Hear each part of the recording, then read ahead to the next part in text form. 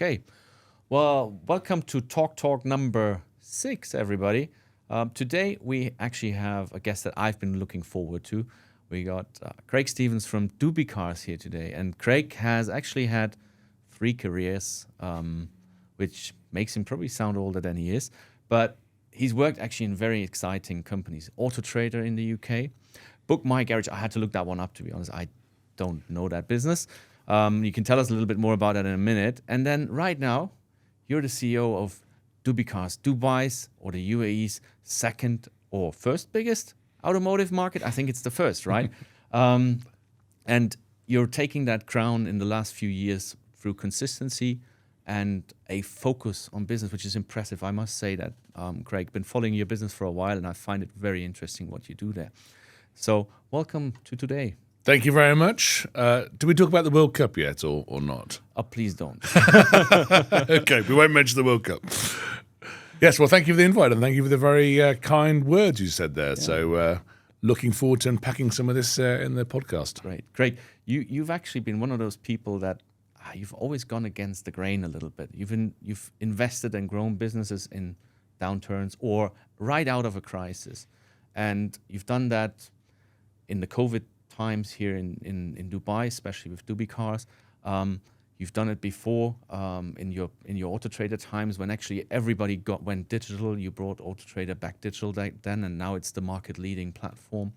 That's quite a track record. You should have some really good pattern recognition on what to do. So, the current situation that we're in, and we call it a situation, not a crisis, what would you say makes this special from a UAE Dubai perspective, and what is your forecast going to happen in the next few months? Well, there's a lot to unpack there. So, should we unpack first sort of crisis management? Would that be a good place to start with? Yes. Look, I think it's ironic when I think back to one of the reasons that I moved to the UAE. One of the reasons I moved to the UAE was that sort of better quality of life, which I have had, no doubt. But my God, it's made me very resilient. We've gone from COVID to floods to conflict, and all 3 of those have thrown up challenges.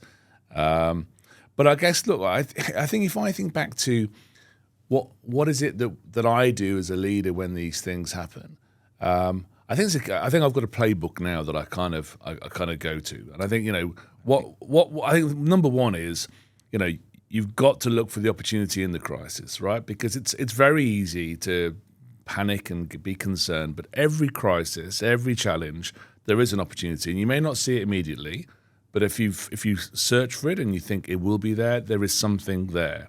Right, so that's the first thing. I think the second thing is you have to be brave as a leader when you talk to your team, and I think with your people want to know that you as the leader have some direction, have some conviction in what you're doing, and have a plan. People like plans, yes. Right? And even if that plan is, I don't know what the plan is long term, but I know what we're doing for the next 24 hours, 48 hours, and so on. So I think, you have to have a plan. I think the third thing is, and this has been something that I learnt very well in Auto Trader back in the UK, was you have to move quickly. Right, you have to accept the fact that you're going to break some stuff, that you're going to upset some stuff, that you're going to make some bad decisions. But the worst thing you can do is delay decision making. And I think I learned it very well in Auto Trader. I definitely deployed it very well in COVID. I think where we had to make some decisions very quickly. And I think, to be fair, we've done a similar thing with the current crisis. I think, we've acted quickly, we've adjusted cost where we needed to, we've adjusted the strategy, we've got close to our customers, and, we've just done things at pace. Yeah. And I think, if you put all that together as a playbook, it actually doesn't sound that complicated, right? Well, you say it, but as you say, I think what you just mentioned, the courage to actually do it, that's a lot, right? I think a lot of people or a lot of leaders and decision makers might have it in their heart, but then to actually do it, I think that's where you make the difference, and that's, I think, a great example there. Thank you for sharing out of your playbook there. That's well, I'm only 35 years old, and you can see what it's done to me. Yes. So let's go into the next few weeks. What are you gonna do now? Like I'm going to go on holiday to start off with Sebastian. But look, I think we're now in a situation where there's obviously stability, and there is. I can feel this confidence coming back into the region, and hopefully you can too, and hopefully the people listening can feel it as well. And I think that's key, right? I think when consumers feel confident, when your customers feel confident, when you feel confident, it kind of breeds that that mentality of it. I'm not saying the crisis is over, and it'd be wrong of me to say it's over. And I'm sure there's going to be fallout and other things that happen. But I think there's now a wave of, okay, we've dealt with that, let's move on. And I think we're seeing that as a business. Our customers are seeing it. June, from the car market point of view, used car market seems to have gone incredibly well. We're seeing it in our data. We're certainly hearing it from our key customers. And there's a feel of optimism going into the summer that actually it's not going to be as bad as we thought it would be 4 or 5 months ago. So I think my plan now is, how do we build on this level of confidence? How do we do it internally? How do we help our customers? We've already made a big bet. We've invested more in marketing for June and July and August than we've ever done on record. Wow. We're really leaning into this now and saying, okay, now is our time to take share and grow and invest back into our dealers. So we're just doubling down and moving as fast as we can. We're now recruiting again. We're now bringing people back into the organisation as quickly as we can. And we're getting ready for what I know will be a very good back half of this year. That's great. There was so much good news in there for our listeners right now. Jobs, yes. Investment. Guys, this is the spirit. I love that, right? I mean, there is the saying that in a crisis, true winners are born. And I think you're doing exactly the right things here. That is really great. Now, let's talk about our common customers, right? The dealers. Yes. From your data, from what you see right now, what is the single biggest opportunity that they're leaving on the ground right now that you would encourage everyone to get after? Look, I think, firstly, I think car dealers, they get a bad reputation, car dealers, but my God, they've got a difficult job. And especially in this market, I think where we lack data, we lack insights to really help them make decisions. So firstly, full credit to the dealer network. I think they do a very good job in a very difficult market. But now they've got some areas where they really do have to focus, and it's screaming out loud and clear in our data what needs to happen. I think firstly is we're going to have a COVID-esque type rebound at some stage. I don't think it'll be quite as dramatic as COVID, but I think new car supply will be less, prices will go up, used cars will be in short demand because there's just less coming in, right? So nearly new cars, 1 to 3, there'll just be less of them. And the dealers have got to make the most of that. So how do they make the most of that? Firstly, they've got to just get rid of their current stock quickly, right? So they've got to be really focused on sell it quickly, price it to sell, move it on, get the new stock on board, get ready for what's going to happen in September. We've got to know this playbook now based on the COVID data. That's not happening at the moment. We're not seeing dealers do enough to move their stock quickly. And I'm talking about the industry. There are obviously some outliers that do it brilliantly, but overall, it's just taking too long. Time to sell is too long, and the pricing, they're not doing it fast enough. They're not making those pricing amendments fast enough. Got to do that. Second thing that we see is, customers, even though we're seeing confidence come back into the market, consumers are still nervous. It's a big decision, right? And if they don't own a house, this is the biggest decision they'll make financially. So dealers have got to think differently about how they manage leads, right? This is not a quick transaction, come in and buy a car. This is, you're making a commitment. It probably has finance. It's a 3-year consideration. I've got to cherish this lead. I've got to nurture this lead. It may not come in today. It may come in July or August or September. Yeah. And I think dealers have got to have that mindset of cherishing, nurturing leads rather than just transacting and doing a deal. Right. And that's a big change, right? But you know what? I think actually that's a skill that they're going to have forevermore. I don't think that's just this period of time. I think with the amount of cars that are going to come back in, the new models that are going to come back in, the Chinese cars that are coming in, I just think customers have got so much choice, it will slow down decision making, and therefore dealers have got to get better at nurturing and converting leads rather than just transacting with leads. Yeah. And I know you've been doing a lot with your dealers. I mean, we had a conversation the other day on how long it takes for an average dealer to answer and so on. Now, I want to lead into the next sort of question. And this is the one where I always get very excited because it's about AI. And I know you're excited about it.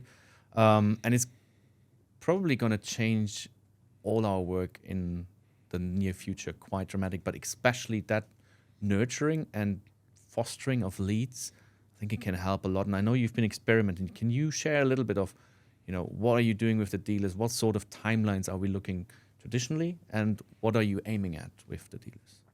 Yeah, well, look, I think, firstly, last year we found out how long it took to answer an average lead, which was a brilliant insight for us, right? Because we just didn't know.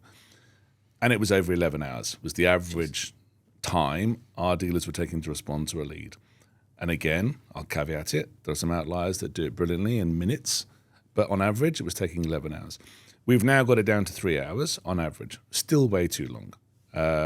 If you look at any industry stats, Aston Martin did a great bit of research on this, which said within 15 minutes, the lead is dead cold, right? From lead to contact, if you're not there in 15 minutes, it literally is as cold as it can be. Yes, it can be. Yes, it's a freezer. Yeah. So we've got to get that down to 15 minutes. We've got to get down to 5 minutes, and I think obviously AI can play a great role in that. And look, there's obviously bots and all kinds of stuff that can handle that first point of query. We know very well what customers ask. First question a customer asks is the car available? Right. Yeah. AI can answer that. Then has it got a warranty? Is finance available? Do you do part exchanges? It's pretty formulaic, the process, and AI can do a lot about that.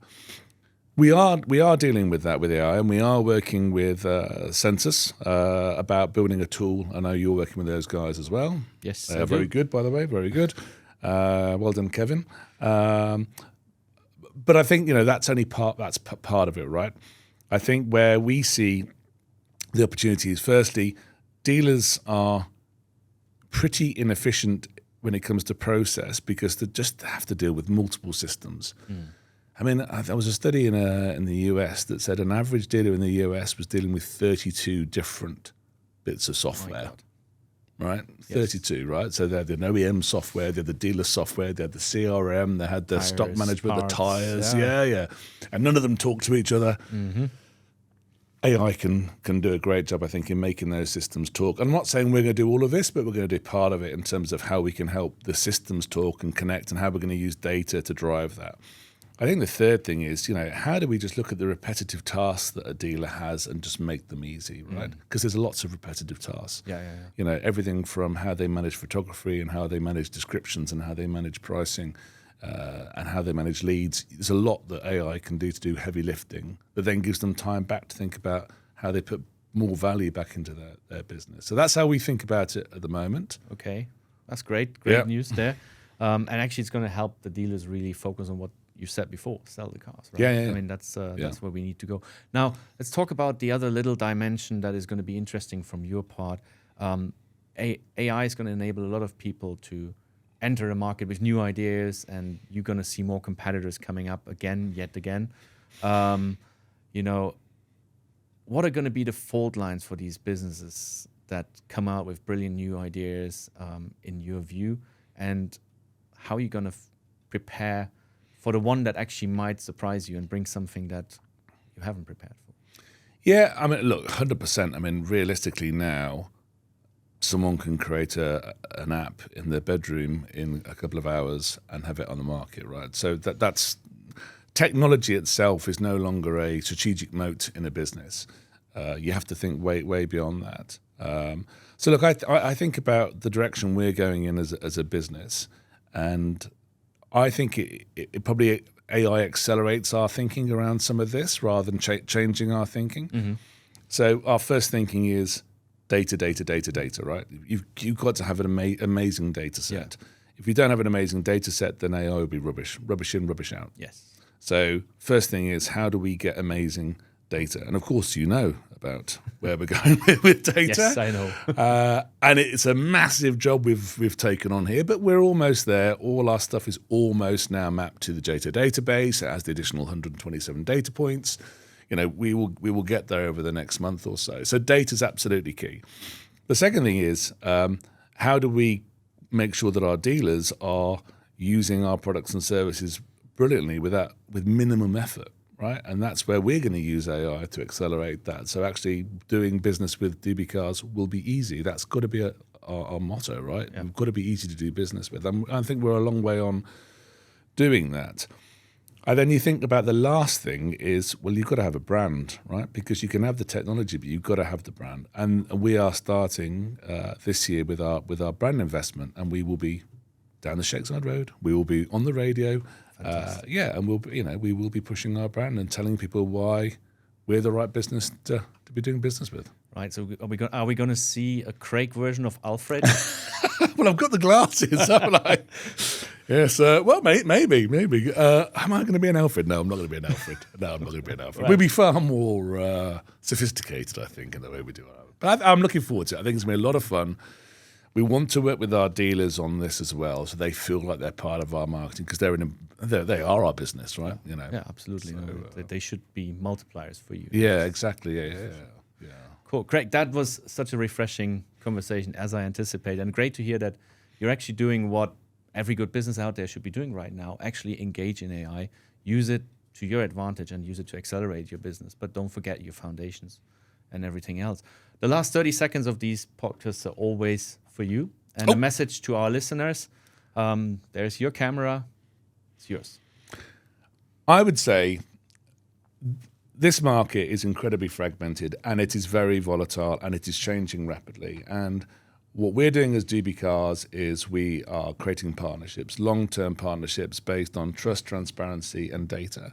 And we invite any dealer, OEM who believes in that to work with us, because I think that's how you really make a change for the best and get the best performance for you and your business. And that's what Dubicars, that's our values, that's what we're all about. Cool. Well, best of luck. Thank you for coming today, Craig. Thank you very much. Best of luck.